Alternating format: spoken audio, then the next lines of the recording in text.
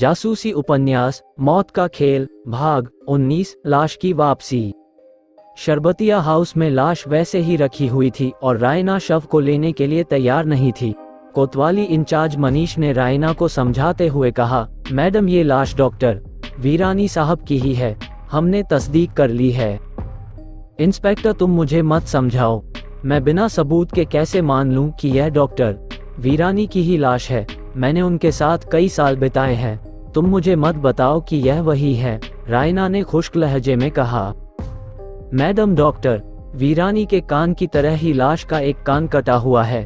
कोतवाली इंचार्ज मनीष को अचानक याद आया, इस शहर में जाने कितने कान कटे होंगे, क्या वह सब मेरे पति हैं? रायना ने गुस्से से कहा। रायना की बात सुनकर मनीष खामोश हो गया। उसके पास यह साबित करने के लिए और कोई सबूत नहीं था कि यह लाश डॉक्टर वरुण वीरानी की ही है। राजेश शरबतिया भी असमंजस में खड़ा कभी लाश को देख रहा था तो कभी इंस्पेक्टर मनीष को और फिर रायना की तरफ कनखियों से देख लेता था। उसकी हिम्मत नहीं हो रही थी कुछ बोलने की। ख्वाहम के लिए मेरा इतना वक्त बर्बाद कराया, रायना ने बड़बड़ाते हुए कहा। उसकी बात का किसी ने कोई जवाब नहीं दिया। कुछ देर बाद मनीष ने मजदूरों से लाश उठाने के लिए कहा और उसे एम्बुलेंस में रख दिया गया। इसके बाद मनीष एम्बुलेंस सहित रवाना हो गया। जीप के आगे बढ़ते ही मनीष ने इंस्पेक्टर सोहराब को फोन मिलाया, लेकिन उसका फोन नॉट रीचेबल बता रहा था। दरअसल इंस्पेक्टर सोहराब अपना फोन सलीम के पास ही छोड़ आया था। जाने से पहले उसने फोन को फ्लाइट मोड पर कर दिया था। मनीष काफी भनाया हुआ था। एक तो सर्दी की रात में इतना लंबा सफर, उसके बाद उसे मनचाहा सम्मान भी नहीं मिला था। अब बैरंग वापसी हो रही थी। सड़क दूर दूर तक खाली थी, कभी कभार कोई गाड़ी उधर से गुजर जाती थी। शरबतिया हाउस से निकलने के बाद ठीक 5वें माइलस्टोन पर इंस्पेक्टर सोहराब एम्बुलेंस से उतर गया। उतरने के बाद उसने साजन सलीम को फोन मिलाया और उससे 5वें माइलस्टोन पर पहुंचने के लिए कहा।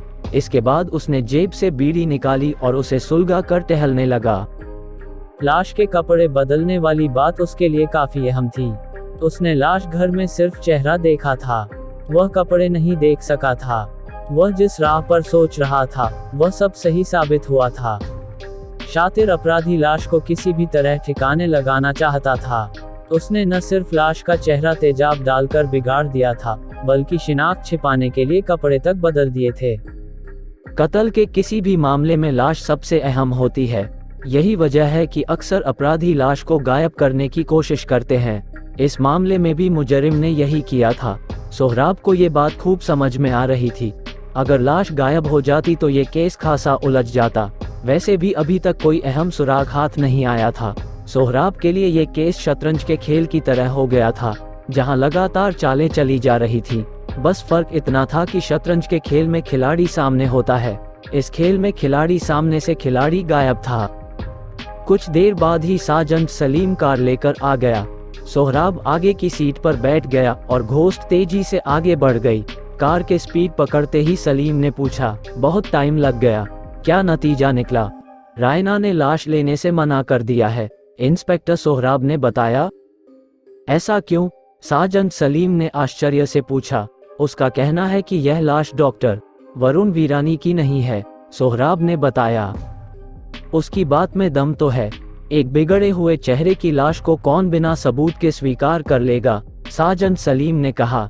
बरखुरदार, मुझे मालूम था कि वह लाश स्वीकार नहीं करेगी, इंस्पेक्टर सोहराब ने गंभीरता से कहा।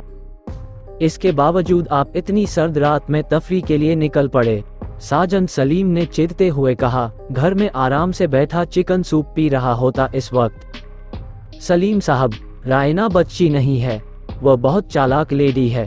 वह लाश को स्वीकार करके अपने लिए किसी भी कीमत पर मुसीबत खड़ी नहीं करना चाहेगी। जब तक ये साबित नहीं हो जाता कि डॉक्टर वीरानी मर चुके हैं, वह लापता ही माने जाएंगे और रायना आज़ाद रहेगी, इंस्पेक्टर सोहराब ने कहा। आज़ाद तो वह डॉक्टर वीरानी की लाश स्वीकार करने के बाद भी रहने वाली थी, जब तक कि उस पर कत्ल का जुर्म आयद न हो जाए, साजन सलीम ने कहा। नहीं, ऐसा नहीं है। लाश को स्वीकार करते ही कानूनी रूप से ये तय हो जाना है कि डॉक्टर वीरानी कत्ल किए जा चुके हैं। इसके बाद रायना पूरे शहर की निगाहों में आ जाएगी। इससे उसकी ऐशपरस्ती में खलल पैदा होगा। जिस तरह से अबीर के साथ उसका इश्क चल रहा है और वह आज़ाद इतलाती घूमती है, लोगों का शक सबसे पहले उसी पर जाएगा कि दोनों ने मिलकर डॉक्टर वीरानी को रास्ते से हटा दिया है ताकि शादी कर सकें। इंस्पेक्टर सोहराब ने कहा। लाश का क्या होगा अब? साजन सलीम ने पूछा। जस्ट वेट, सोहराब ने कहा और डैशबोर्ड से मोबाइल उठा लिया। उसने फ्लाइट मोड हटाया और फिर कोतवाली इंचार्ज मनीष को फोन मिला दिया। उधर से फोन पिक होते ही सोहराब ने कहा, क्या रहा मनीष साहब? सर, उसने लाश लेने से मना कर दिया, मनीष ने उधर से जवाब दिया।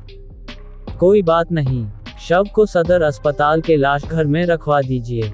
पहले की तरह लाश घर पर पहरा जारी रहेगा। किसी भी कीमत पर लाश गायब नहीं होनी चाहिए। अपराधी एक बार फिर लाश को गायब करने की कोशिश करेगा, सोहराब ने कहा और फोन काट दिया। लाश इतनी महत्वपूर्ण क्यों हो गई है? लावारिस के तहत उसका अंतिम संस्कार करवा दीजिए, साजन सलीम ने तजवीज पेश की। ये लाश 100% डॉक्टर वरुण वीरानी की ही है और जब तक लाश रहेगी मुजरिम की बेचैनी का सबब रहेगी। वो उसे ठिकाने लगाने की फिर से कोशिश करेगा। ये कोशिश ही उसे हमारी नजरों में ले आएगी, इंस्पेक्टर सोहराब ने कहा। कुछ देर खामोश रहने के बाद उसने गमगीन लहजे में कहा, एक बात का अफसोस है, एक शरीफ इंसान की लाश यहाँ से वहाँ मारी मारी फिर रही है। सम्मान के साथ अंतिम संस्कार हर इंसान का आखिरी हक है। हम कुछ मिस कर रहे हैं, साजन सलीम ने कहा। क्या? उस औरत को जो लाश घर में मिली थी। बरखुरदार, मेरे जेहन में है वह, लेकिन रायना तक लाश पहुंचाना ज्यादा जरूरी था। क्या हम उस पार्टी में शामिल हर शख्स से पूछताछ नहीं कर सकते हैं? किस आधार पर करेंगे और क्या पूछेंगे? सोहराब ने कहा, कोई सबूत हो, शक की कोई बुनियाद हो तब ना। हम 70 आदमियों से पूछते फिरेंगे कि जब कत्ल हुआ था तो वह कहाँ छुपे थे। मान लीजिए उसने बता दिया कि वह वॉशरूम में छुपा था, अब हम इसे कैसे साबित करेंगे कि वह वॉशरूम में नहीं छुपा था? कुछ देर की खामोशी के बाद सोहराब ने कहा, पार्टी में तकरीबन 70 लोग थे। सभी की निगरानी और जांच मुमकिन नहीं है। इसमें खासा वक्त लग जाएगा। मुजरिम को जितना ज्यादा वक्त मिलता है वह खुद को उतना ही सेफ करता जाता है। लेकिन हाँ, संदिग्ध लोगों की जांच जरूर की जाएगी। लाश के तौर पर हमने पहली मंजिल पाली है। मुजरिम भी जल्द ही हमारी गिरफ्त में होगा। शरबतिया हाउस में सीसीटीवी तो होगा, सलीम ने कहा।